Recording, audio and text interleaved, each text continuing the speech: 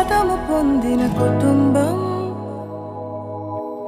నీ సన్నిధిలోనే నిత్యము స్థిరపరచుము నీ చిత్తము నెరవేర్చుటయే నా జీవితం నీ పాదముల చెంత చేసేద